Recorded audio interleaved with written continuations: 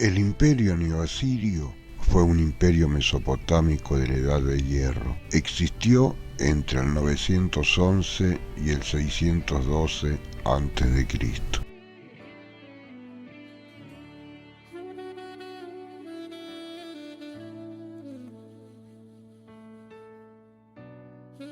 Los asirios perfeccionaron técnicas de gobierno imperial, muchas de las cuales fueron empleadas por imperios posteriores. Las conquistas de Adad-Nirari II a fines del siglo X a.C. hicieron de Asiria el estado más poderoso de la región, llegando a dominar durante gran parte de los siglos VIII y VII antes de nuestra era el antiguo Oriente Próximo, el Mediterráneo Oriental, Anatolia, el Cáucaso y partes de la península arábica y el norte de África, eclipsando y conquistando a rivales como Babilonia, Elam, Persia, Urartu, Lidia, los medos, los frigios, los cimerios, Israel, Judá, Fenicia, Caldea, Canaán y el imperio cusita, los árabes y Egipto, convirtiéndose en el mayor imperio hasta ese momento, para muchos el primer imperio mundial de la historia.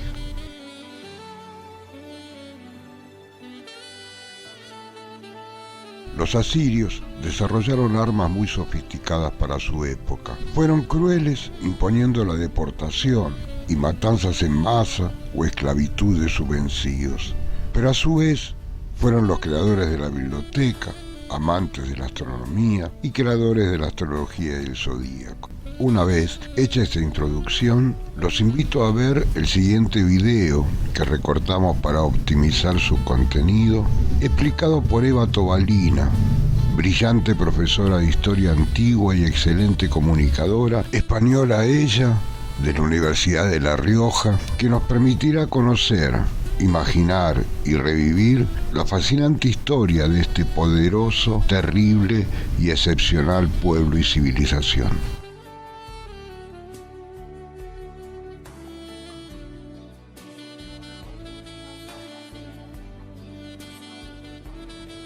Siglo VIII a.C.,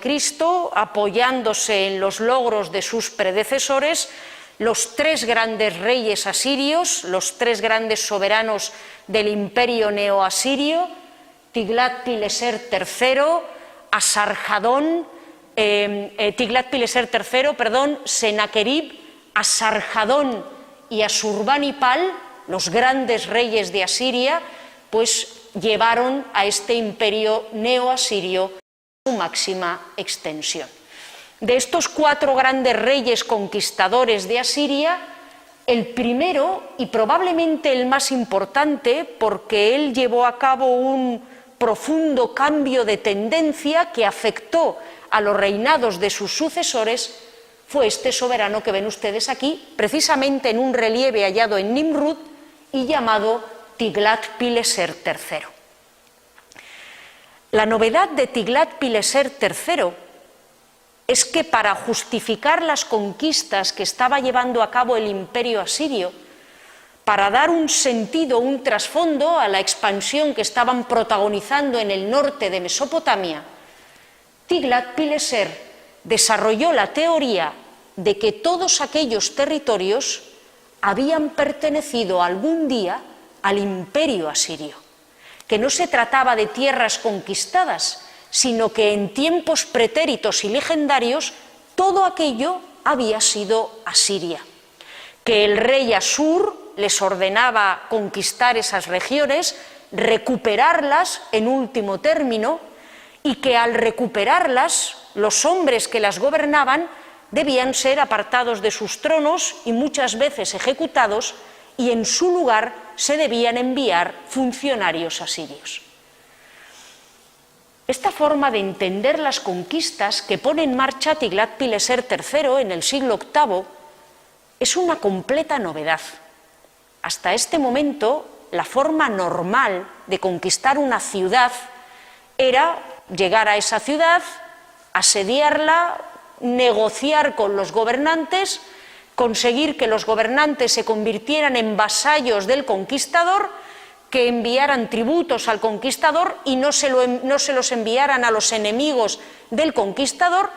y retirarse de la ciudad y disfrutar de la recepción de los tributos. Esto hacía que en Oriente Próximo y Medio fuera tremendamente sencillo que los enclaves cambiasen de manos, y había muchas ciudades estratégicas que constantemente cambiaban sus vasallajes y sus lealtades entre un imperio y otro.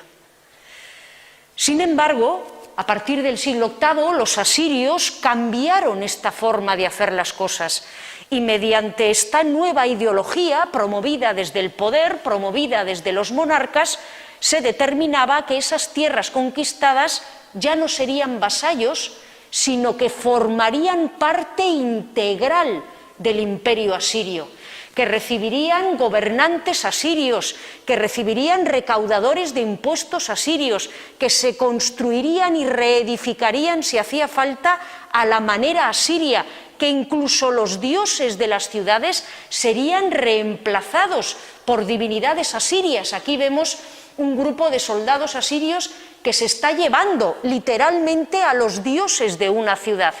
que han sido derrotados, al igual que sus ciudadanos, y que van a ser reemplazados por las más poderosas divinidades asirias. Esto implicaba un cambio de concepción que no facilitaba precisamente el sometimiento de los territorios conquistados, sino que lo dificultaba, porque antes, manteniendo las élites gobernantes y obligando simplemente a pagar tributo, era fácil que una ciudad se rindiera. Pero ahora que los asirios exigen sometimiento total, que van a erradicar a la casta gobernante, que van a colocar a sus propios administradores, que van a cambiar incluso a los dioses y van a levantar un templo en honor de Asur en el centro de la ciudad conquistada, los conquistados se resisten mucho más a pertenecer al imperio asirio. Por eso, los asirios se convirtieron, a partir del reinado de Tiglat-Pileser, a partir del siglo VIII a.C., en auténticos maestros del terror y del sometimiento de masas. Y en el arte asirio abundan las representaciones de enemigos con cabezas cortadas, como esta que ven aquí, donde tenemos a un soldado que trae un montón de cabezas de enemigos derrotados y decapitados, o empalamientos, como este que observamos en este otro relieve, o estos personajes a los que se ha atado, crucificado prácticamente, de pies y manos en el suelo, muchas veces delante de las murallas de las ciudades que están tratando de conquistar, para que los defensores vean lo que ocurre con aquellos que se resisten al poder de los reyes asirios y de su gran dios Asur. Y junto con ello, los asirios también desarrollaron extraordinariamente el arte de la poliorcética. Crearon todo tipo de máquinas, de arietes cubiertos, de torres de asedio, para invadir por la fuerza estas ciudades que ahora, presas del pánico y del terror de someterse a la dominación asiria, se resistían mucho más de lo que se habían resistido en el pasado. Aquí tenemos una escena típica asiria de asedio a una ciudad. Aquí tienen ustedes a los defensores sobre las murallas, cuerpos de enemigos empalados a la vista de los defensores para causarles terror, otros enemigos siendo degollados y con las cabezas cortadas, armas de asedio y de asalto asirias como este ariete, y los arqueros del rey asaeteando a los defensores. Con esta nueva visión de las cosas, Tiglat-Pileser, que ya controlaba este territorio que ven ustedes aquí, toda la cuenca alta de Mesopotamia y la zona de Siria, se expandió todavía más en dos direcciones. En primer lugar, completó el sometimiento de Babilonia y de la ciudad de Babilonia, y obligó a los babilonios a nombrar a Tiglat-Pileser rey de Babilonia, como les digo, no conformándose con un vasallaje, sino obligándoles a nombrarle a él rey de Babilonia. Y en segundo lugar, Tiglat-Pileser también se extendió por toda la costa de Siria-Palestina, llegando hasta el territorio de los hebreos. La costa de Siria-Palestina era una zona que tenía un interés de todo tipo enorme. No es para nada casualidad que esa región, la costa de Siria-Palestina, haya sido una de las más disputadas de la historia y, caramba, todavía hoy siga siendo una de las más disputadas de la historia. La costa de Siria-Palestina es un trifinium, una triple frontera entre Europa, Asia y África. Era un cruce de caminos entre las rutas que venían de Egipto, de Arabia, de Mesopotamia y de Anatolia, atravesando la cordillera del Tauro. Tenía también intereses económicos propios. En la costa de Siria-Palestina ya se habían desarrollado las grandes ciudades fenicias que ya recorrían el Mediterráneo, que ya habían fundado Gadir en el Atlántico, que remontaban la península ibérica rumbo a Bretaña y a las islas británicas, y los asirios querían asegurarse el control de ese territorio para explotarlo desde el punto de vista comercial y económico y someterlo completamente a la autoridad de los soberanos asirios. Ya en tiempos de Salmanasar, en el siglo IX a.C., los reyes de Israel, los hebreos en este momento estaban divididos en dos reinos: el reino de Israel, con capital en Samaria, el reino de Judá, con capital en Jerusalén. Pues ya desde el siglo IX, desde que comenzó esta expansión asiria, los reyes de Israel habían aceptado someterse como vasallos a los reyes asirios. Y aquí tienen ustedes a Jehú, el rey de Israel, postrado, imposible arrodillarse más, delante del rey de los asirios, Salmanasar III. Este vasallaje de Israel continuaba en tiempos de Tiglat-Pileser III. El monarca asirio había colocado en el trono del reino de Israel al rey Oseas. Sin embargo, los egipcios, que estaban contemplando con enorme preocupación esta expansión asiria por la costa de Siria-Palestina, que temían que en cualquier momento los asirios se presentaran en la península del Sinaí y por tanto en la frontera de Egipto, los egipcios enviaron mensajeros al reino de Israel y convencieron a Oseas de que si se rebelaba contra los asirios, contaría con el apoyo del Valle del Nilo.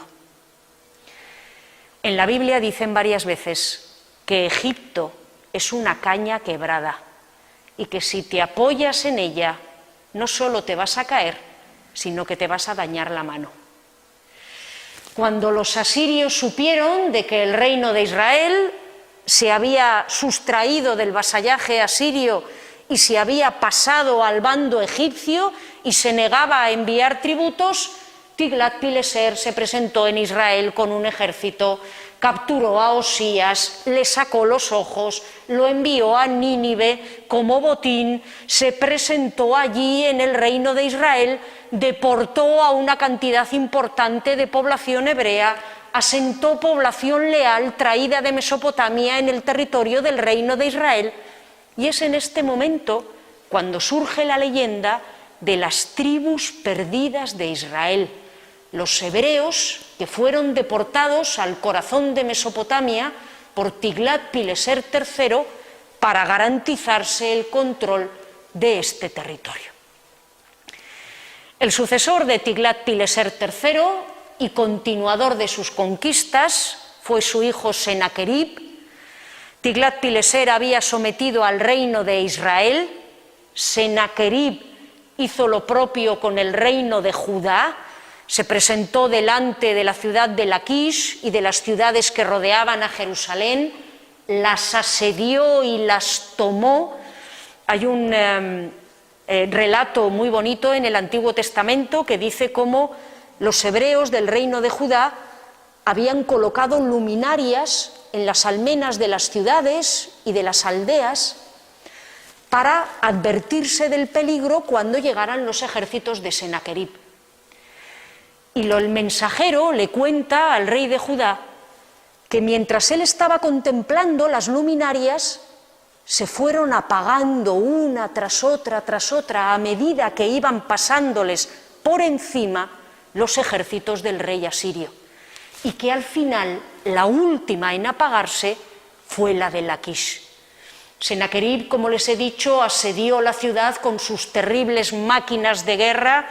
capturó a los hebreos que allí vivían, los deportó. Aquí vemos una escena de estas gentes que están huyendo con lo poco que tienen, obligados a migrar de forma masiva por el rey asirio, y llegó a poner cerco a la ciudad de Jerusalén, aunque ésta finalmente no cayó. El rey de Jerusalén aceptó rendir vasallaje a los asirios, aceptó pagar tributo, y con eso pues la ciudad pudo escapar de esta destrucción. Sennacherib, por último, es interesante por otros dos aspectos. Él va a trasladar la capital de Asiria a Nínive. En un primer momento la capital, como vimos, estaba en Asur, después se trasladó a Nimrud y por último la última gran capital del imperio asirio durante los últimos 100 años de su existencia será la ciudad de Nínive. Y por último, Sennacherib también es célebre o también es famoso por otra cosa. Normalmente los reyes asirios tenían varias esposas, y cuando tenían que elegir a un heredero para sucederles, lo habitual era que nombraran heredero al hijo mayor nacido de alguna de estas esposas. Era muy raro que se saltara el orden de sucesión. Sin embargo, Sennacherib algo debió de ver en su hijo pequeño, Asarjadón, al que vemos aquí precisamente con su madre. Algo debió de ver Sennacherib en su hijo pequeño Asarjadón, a pesar de que Asarjadón era un hombre enfermizo, de constitución débil, cuyo físico no cuadraba nada con el estereotipo fuerte, valiente, violento que tenían los asirios. A pesar de que tenía hermanos mayores que ya habían comandado tropas, Sennacherib, antes de morir, dejó claro que quería que lo sucediera su hijo Asarjadón. Los hijos mayores de Sennacherib, descontentos con esta decisión por parte de su padre, aprovecharon un momento mientras estaba Sennacherib en campaña, se acercaron a él y lo asesinaron. Y de esta manera tan tremendamente complicada fue como Asarjadón, el más grande de todos los reyes asirios, llegó al trono de Asiria. Nada más hacerse con el trono, este joven, debilucho, enfermizo, un pelín contrahecho, de mala salud,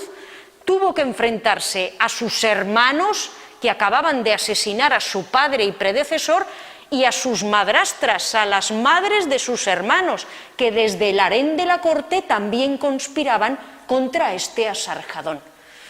Sin embargo, Asarjadón fue capaz de derrotarlos a todos, fue capaz de vencer a sus hermanos, a sus madrastras. A pesar de su constitución débil, fue capaz de hacerse con el poder, de tomar las riendas del reino con mano firme, y Asarjadón se convirtió en el más grande conquistador de todos los reyes asirios. Por ejemplo,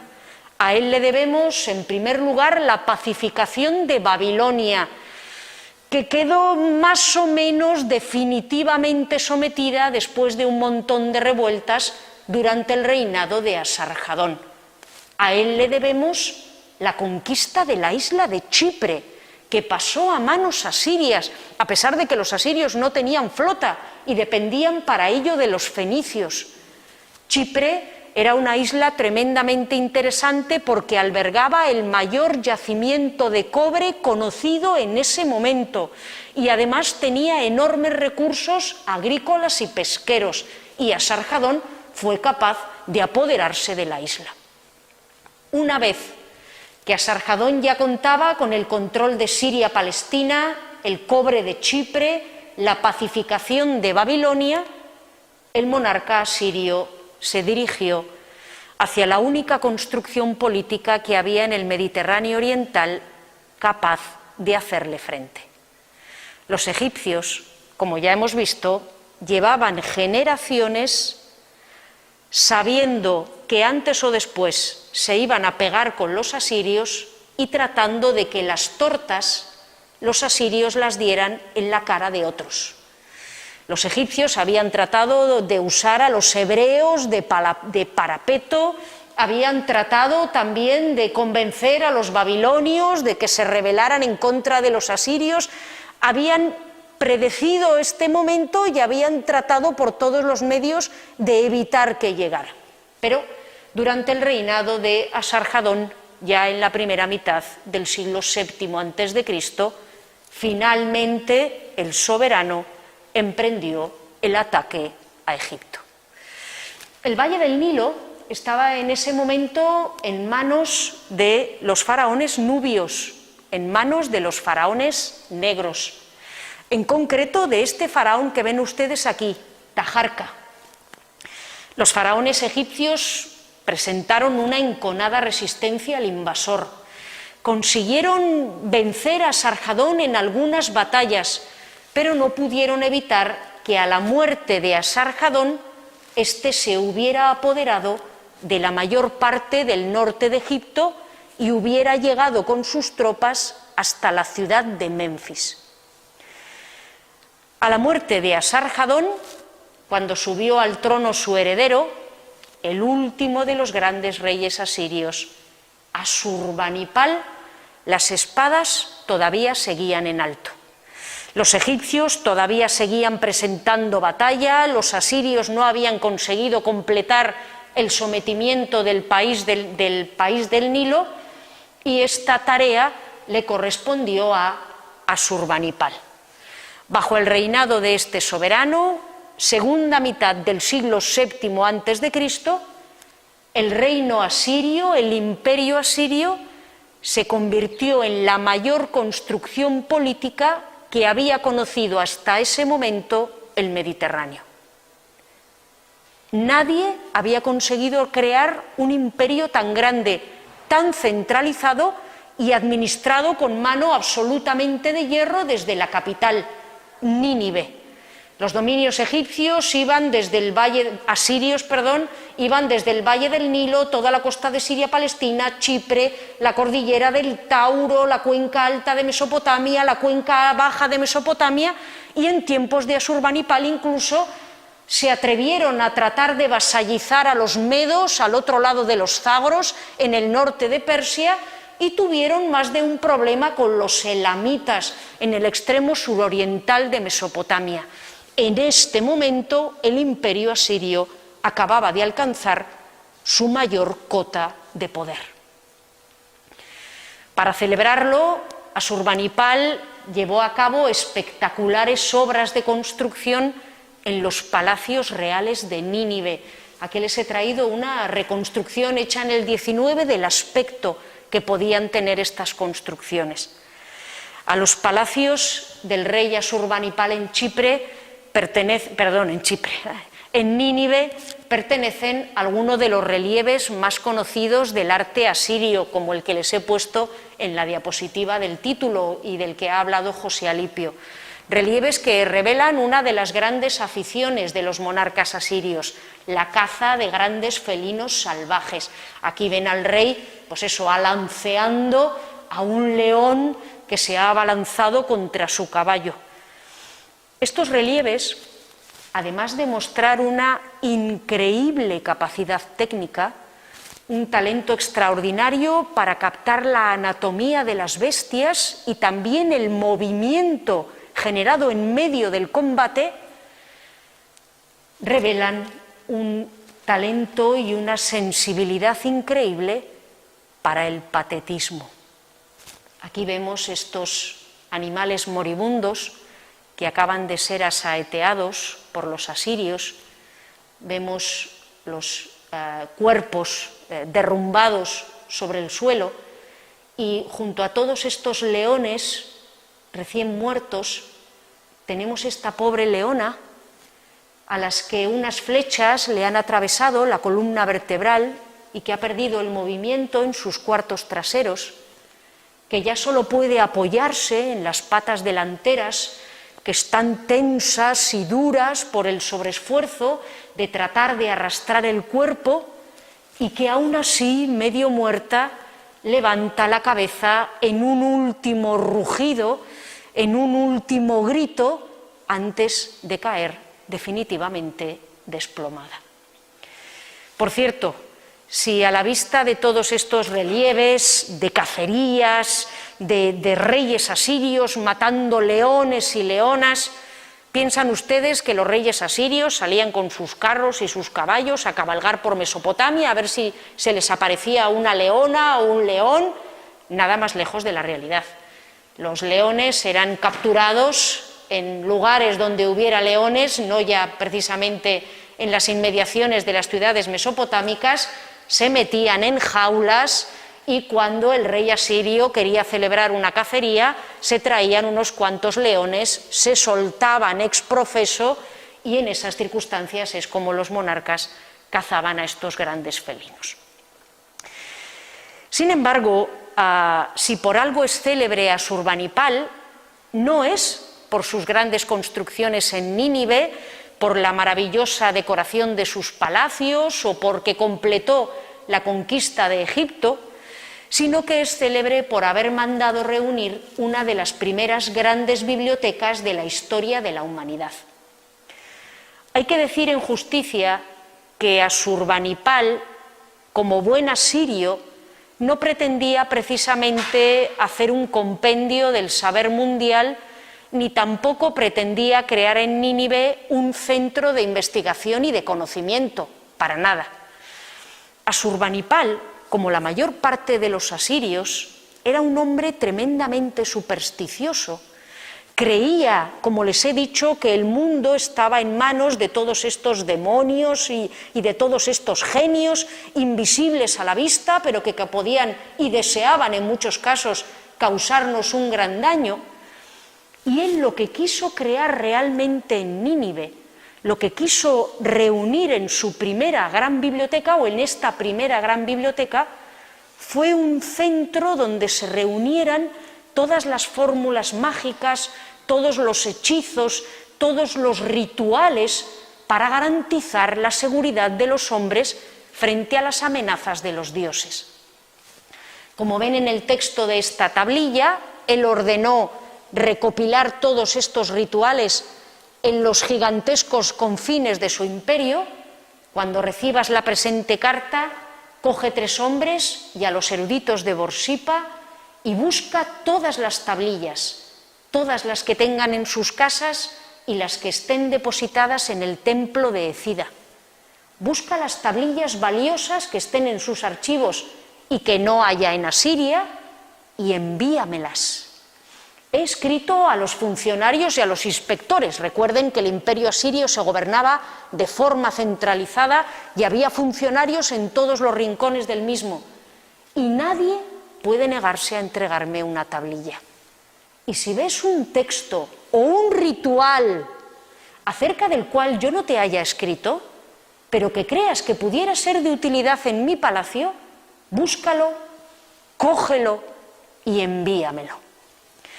En consecuencia, la mayor parte de las miles y miles de tablillas que hemos encontrado en los restos de la biblioteca de Asurbanipal en Nínive, que hemos tenido la inmensa fortuna de encontrar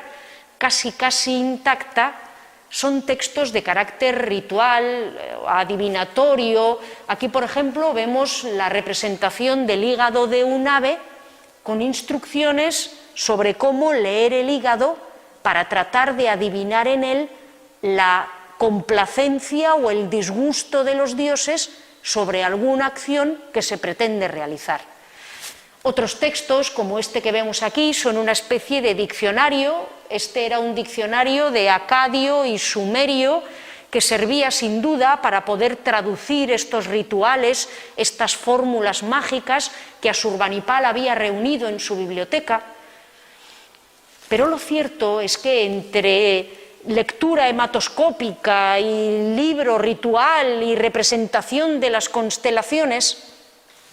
la Biblioteca de Asurbanipal nos ha entregado algunos de los primeros grandes tesoros de la literatura universal.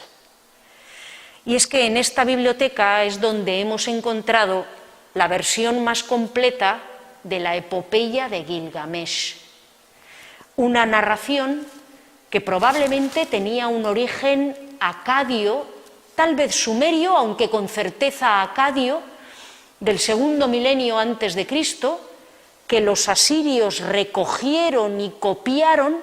y que se nos ha conservado en la copia que mandó realizar Asurbanipal para su biblioteca de Nínive. Esta epopeya de Gilgamesh, el héroe más antiguo del que tenemos constancia en el Mediterráneo oriental, es un relato maravilloso porque en él se nos cuenta las aventuras de un héroe, de un rey, Gilgamesh, que parte en un viaje lleno de aventuras, no buscando fama, no buscando riquezas, no buscando conquistas, sino para huir del terror y del miedo que le ha generado la muerte de su mejor amigo. Al comienzo del relato, Gilgamesh contempla como su compañero de andanzas muere justo además en los brazos del propio Gilgamesh, y Gilgamesh queda tan aterrorizado por esa muerte, queda tan conmovido al enfrentarse por primera vez a la marcha irreversible de un ser querido, que decide recorrer el mundo para encontrar en algún lugar algo que le permita escapar de ese destino, que le permita convertirse en inmortal y sustraerse del irremediable sufrimiento que traerá consigo la vejez y la muerte. En ese viaje, Gilgamesh experimenta un montón de aventuras, recorre un montón de territorios, y es en el contexto de este viaje en busca de algo que le permita escapar de la muerte y de la enfermedad, cuando alguien le dice: bueno, Gilgamesh, no tengo ni idea de cómo puedes encontrar algo que te haga ser inmortal, pero queda todavía vivo un hombre que vivió antes del diluvio, que sobrevivió a la gran inundación que nos mandaron los dioses. Ve a verle, puesto que se trata del hombre más anciano que hay sobre la tierra, y tal vez él te pueda dar alguna indicación. Y es en el contexto de esta epopeya de Gilgamesh cuando tenemos este relato del diluvio universal, cuando Gilgamesh va a visitar a este señor y a su mujer, que por cierto también vivía, para preguntarles por una cura contra la enfermedad y la muerte. Deben saber que esta parejita de ancianos que habían sobrevivido al diluvio le dijeron a Gilgamesh que fantástica la visita, pero que no tenían ni idea de cómo podían ayudarle y que no sabían de nadie que hubiera evitado envejecer, enfermar y morir. Pero Gilgamesh continuó con su búsqueda y al final consiguió encontrar con una solución. Pero esa solución, pues les dejo a ustedes ya que la busquen por su cuenta. Nosotros tenemos que seguir con los asirios, que ya nos queda poco de esta conferencia, y del mismo modo que Asurbanipal fue el más grande de los reyes asirios, del mismo modo que con él el imperio asirio llegó a su máxima expansión, esta tremenda construcción, tremenda por sus dimensiones, tremenda por la rapidez con la que se levantó, tremenda también por los medios brutales que los asirios emplearon para conseguirla, comenzó a desmoronarse todavía en tiempos de Asurbanipal y justo cuando se encontraba en el pico de su poder. Todavía durante el reinado de Asurbanipal, nada más completarse la conquista de Egipto, uno de los egipcios, uno de los nobles egipcios que había colaborado con Asurbanipal para conquistar el Valle del Nilo, se rebeló contra Asurbanipal. El general Pasamético se alzó en contra de los asirios y consiguió expulsarlos de Egipto y volver a construir un reino faraónico independiente. En Babilonia, la delicadísima Babilonia que había sido sometida por Tiglat-Pileser y que no dejaba de rebelarse en contra del dominio asirio, Asurbanipal había colocado a su propio hermano, a un hombre cercanísimo a él, para que gobernara Babilonia y evitara nuevas insurrecciones. Pues bien, este hermano de Asurbanipal, al que las fuentes clásicas se refieren como Sardanápalo, se había rebelado contra Asurbanipal, se había asociado con los egipcios y había protagonizado una revuelta para independizar Babilonia del dominio asirio. Asurbanipal tuvo que hacer la guerra a su propio hermano rebelde y nos cuentan ya fuentes romanas, nos cuenta Diodoro, fuentes de época grecorromana, que este Sardanápalo, cuando supo ya que iba a caer, cuando supo que las tropas asirias se acercaban y que su destino se antojaba terrible, ordenó realizar una gran pira, una gran montaña con todas sus riquezas, con todas sus esposas y concubinas, con sus caballos, con sus posesiones más preciadas, y prenderle a todo fuego, con él sentado en la cima, antes que caer en manos de su hermano Asurbanipal. Asurbanipal murió poco después de estos acontecimientos. Sus herederos no fueron capaces de tomar con la suficiente fuerza las riendas del Estado asirio. Inmediatamente empezó a gestarse una gigantesca alianza en contra de los asirios, por todos aquellos sobre los que había caído su terrorífica dominación: los egipcios, los babilonios, los elamitas, los medos que llegaron de Persia, los escitas, los cimerios, rodearon completamente al imperio asirio, empezaron a arrebatarle territorios absolutamente por todas las esquinas de los dominios de este imperio, y el 10 de agosto del año 612, transcurridos menos de 20 años de la muerte de Asurbanipal, menos de 2 décadas desde que el imperio asirio estaba en su cenit absoluto, habiendo conseguido conquistar a los egipcios, esta construcción política se había desmoronado completamente y las tropas de sus enemigos penetraban en Nínive, arrasando completamente la orgullosa capital asiria. La mejor descripción de la caída de este imperio magnífico y terrible nos la da el Antiguo Testamento, pues los hebreos conocían muy bien a los asirios y podemos decir que los habían sufrido en sus propias carnes. ¿Dónde está el cubil de los leones, la cueva de los leoncillos, a donde iba el león a llevar la cría del león sin que nadie le molestase? El león desgarraba la carne para sus cachorros, estrangulaba para sus leonas, llenaba de presas sus escondrijos y de rapiñas sus cubiles. Aquí estoy contra ti. Encenderé en humareda tus carros y la espada devorará a tus cachorros. Ay de la ciudad sanguinaria, mentira toda ella,